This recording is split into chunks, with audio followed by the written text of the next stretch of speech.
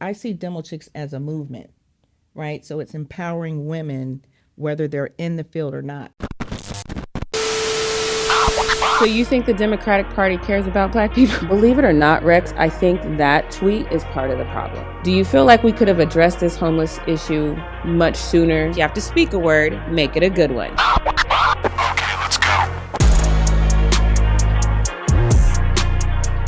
Welcome back to The Word once again. I'm Jackie Ray. I'm excited about this guest because I think one of the things we like to talk about a lot is breaking through barriers. And this is one of those barriers that, to be honest, I didn't really consider a barrier. But once you realize it's there, you really know that it's something that's important, especially for women to want to break through. So joining me now is Robin Thorne. I have been excited to talk to you. She is the founder of DemoChicks, which really specializes in encouraging women to consider non-traditional careers. She's also the founder of C.T.I, which specializes in regulatory compliance and construction, as well as construction management. So with that, you do chemical engineering. Is that what you do with C.T.I? So I'm a chemical engineer by education. Okay. And we work in the construction industry, but we work in a number of industries. Right. But I am a licensed general engineering contractor, but not necessarily a construction firm. We're more of a compliance firm and engineering firm. Mm-hmm. So when I saw chemical engineer, I kind of just flashed back to when I was a kid and I'm having conversations with my mom about what I want to be when I grow up. Chemical engineer wasn't even on the list for me. So is there a point when you were a kid, or did that road kind of develop for you later in life when you knew this is a road you wanted to be on? Well, initially I wanted to be a math teacher because Okay. I love math. Mm-hmm. And that I was like also science. not on my list though.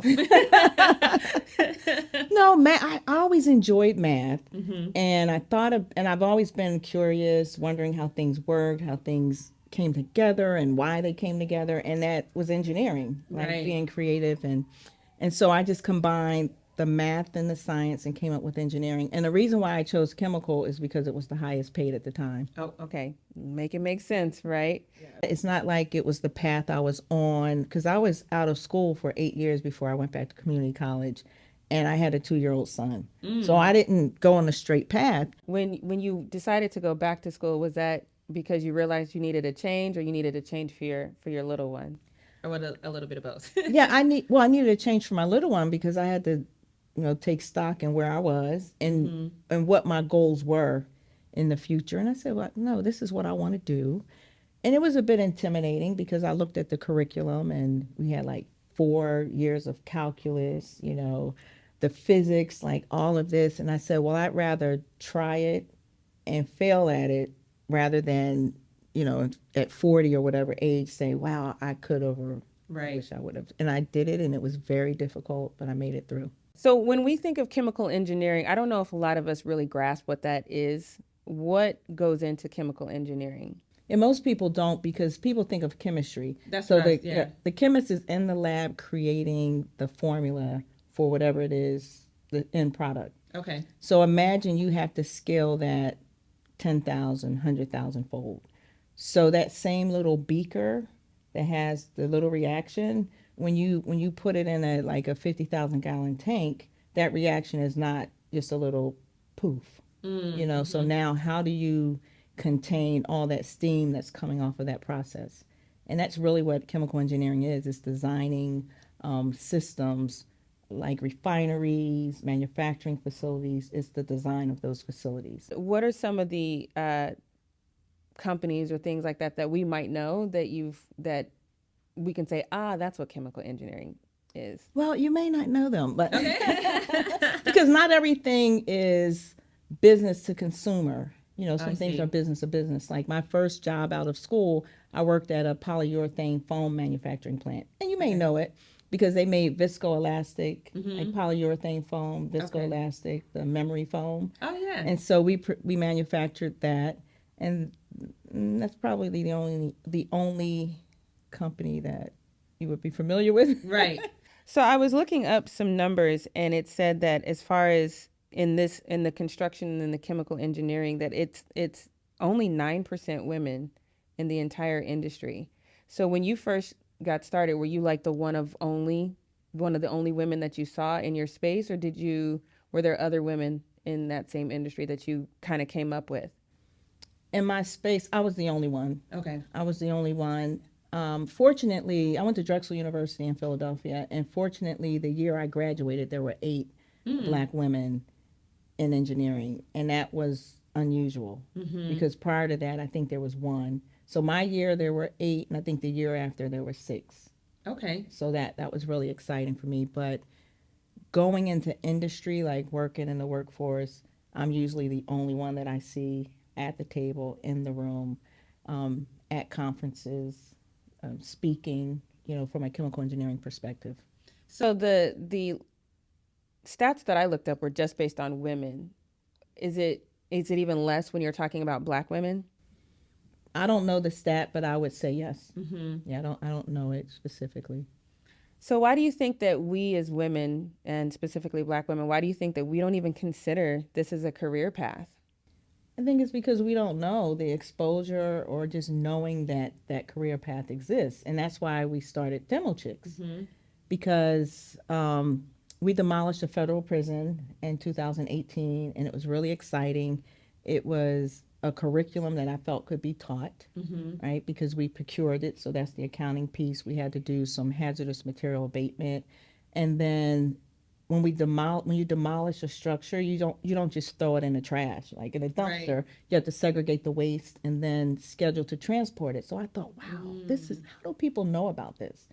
And the fact that we were paying our general laborers $40 an hour, and those are folks without a 4-year degree. So I thought we need to share about this, and that's how DemoChicks started, and that's our mission, to let people, but mainly girls, know that these type of careers exist. Because when I think of construction, I think of, the construction workers on the side of the road with the hard hats. We are here in downtown, the nonstop construction that's been going on in downtown. I've not seen a woman out there. Is that part of your curriculum as well when you do DemoChicks, to tell young women, like, just because you see just guys building these buildings, you can be out there too? Is that part of it as well? Oh, absolutely. And we focus on doing hands-on workshops so they can get a feel for not what it's like to be out in the field, because Right. they're at their kitchen tables or in a workshop, but just grasping the concept of building a bridge and a suspension bridge, or architecture, landscape architecture, just to plant the seed that these are careers that are within their reach.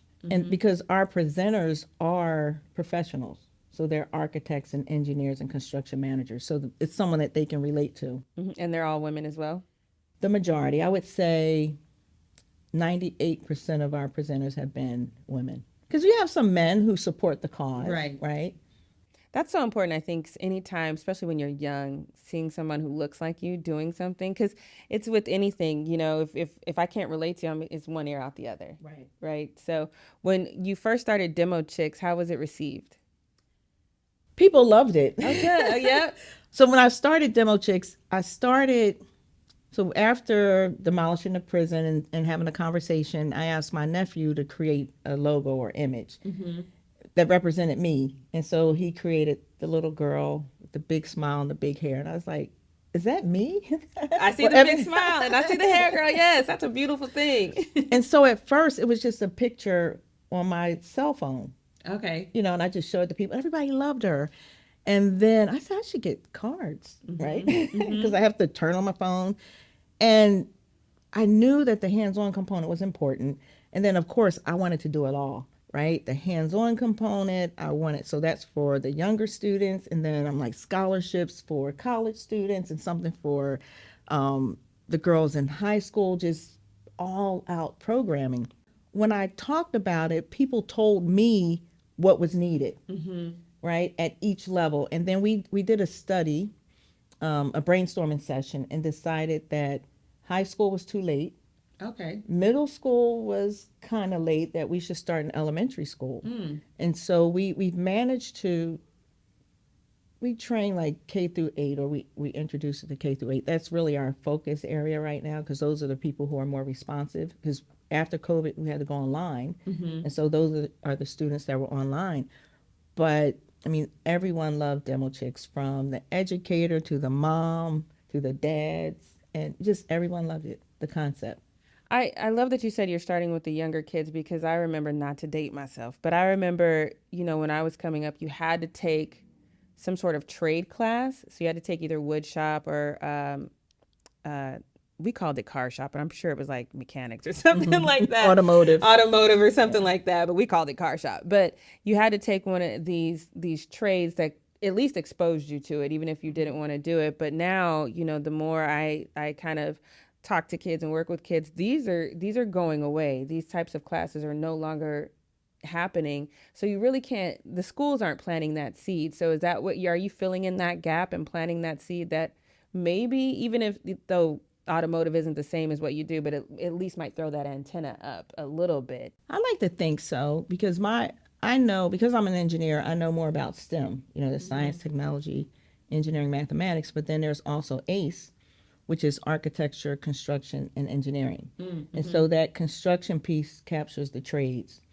And I know less about the trades than I do about engineering, but there's value there. I know there's value there because not everyone's going to get a 4-year degree, and we understand that. And there's an opportunity for them to go to a city college or another program and get a certificate and be just as successful, in terms of being able to take care of their families.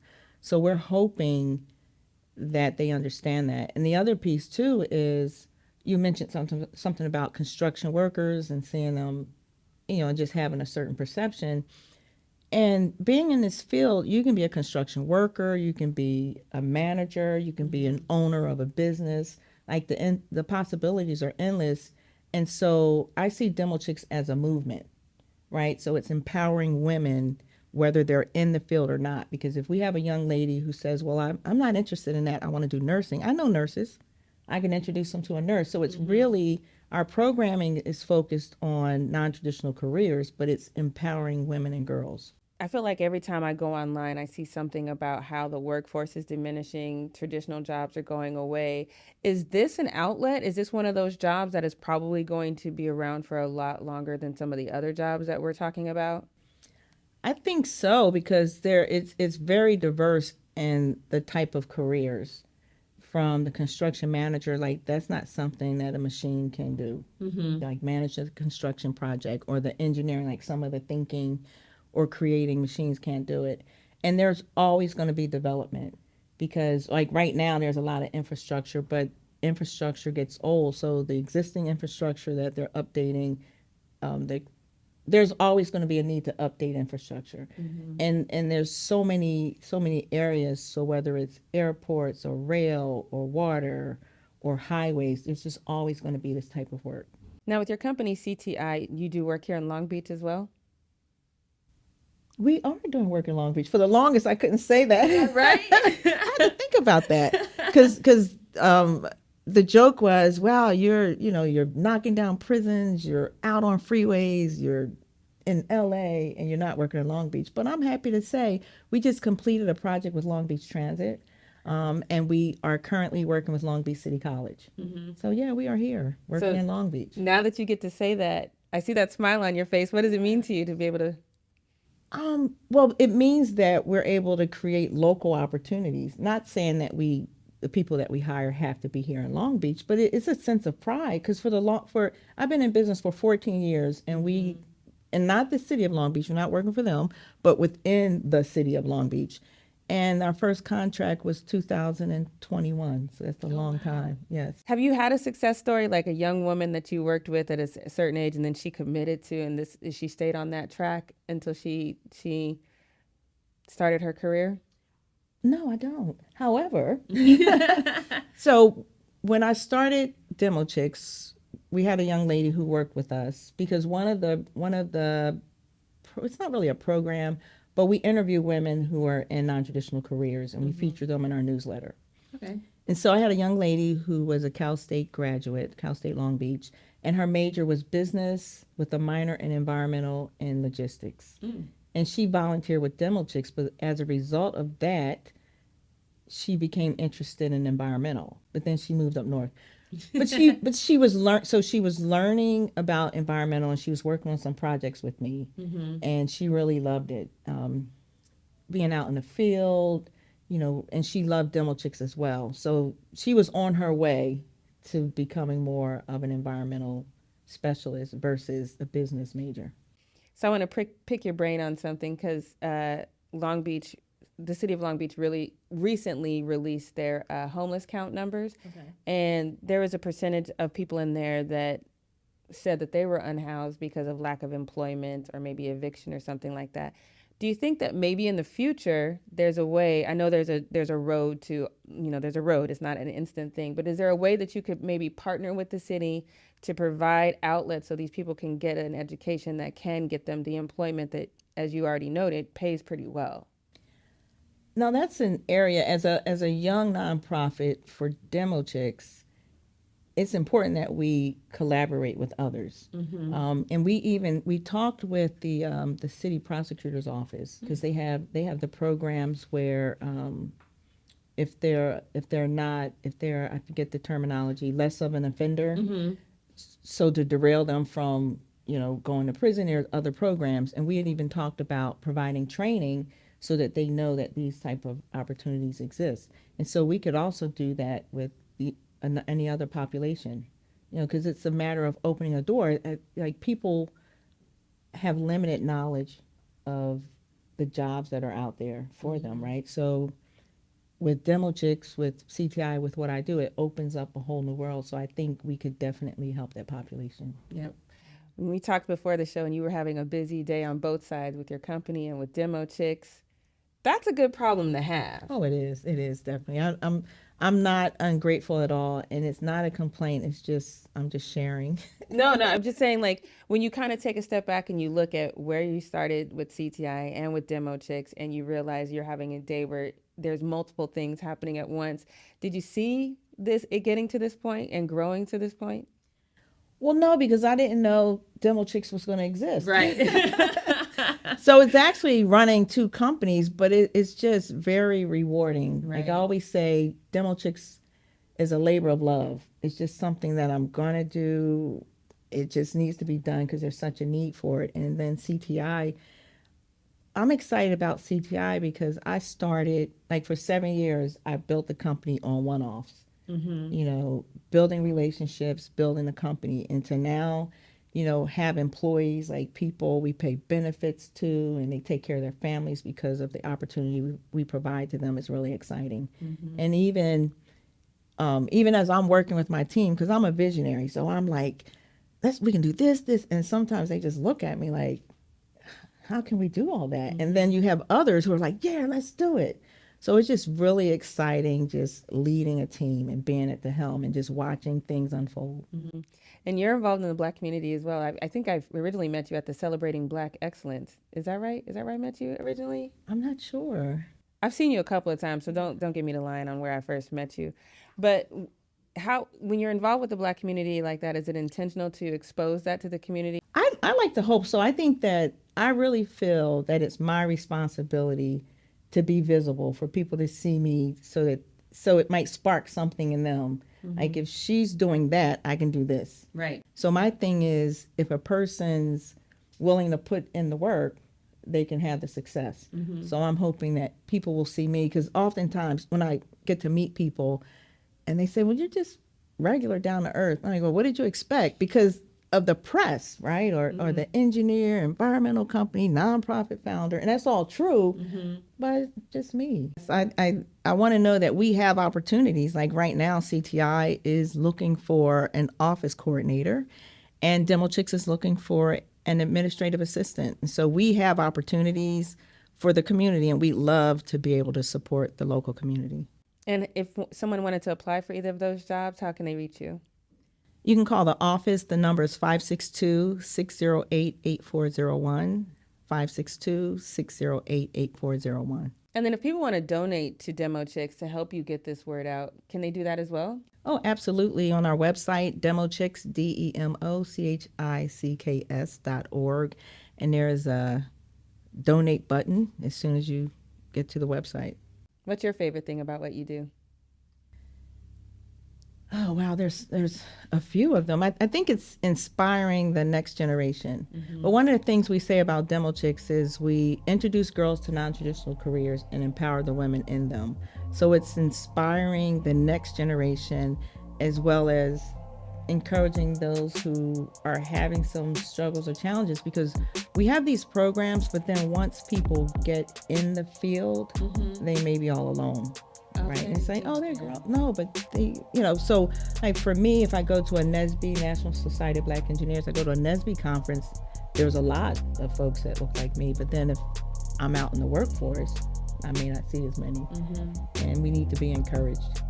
I really want to thank you for coming on, because this is one of those topics that, as a journalist, I feel like I cover so much, but you are the first chemical engineer I've ever talked to, and you're a Black female. So that's not lost on me to know that you are out here representing in that way for us, and I appreciate you for doing that. Oh, that means a lot, and I appreciate you for inviting me to come on board and making it easy, because sometimes you come into these professional environments, because this place is laid out. Hey! And it can be a little intimidating, but thank you for making it comfortable. Yeah, and thank you for matching with me. Okay. You guys make sure to check her out. If you've got an organization, I think this will be great. This will be a great outing for kids. Just, anytime you can expose kids to something that can broaden their mind, I think it's great. So make sure you go to DemoChicks.org. Donate there if you want to. Reach out if you know someone who needs a job, or if you yourself need a job. Thanks again for coming on the show, Robin. And you guys remember, if you have to speak a word, make it a good one. We'll see you next time. Let's go.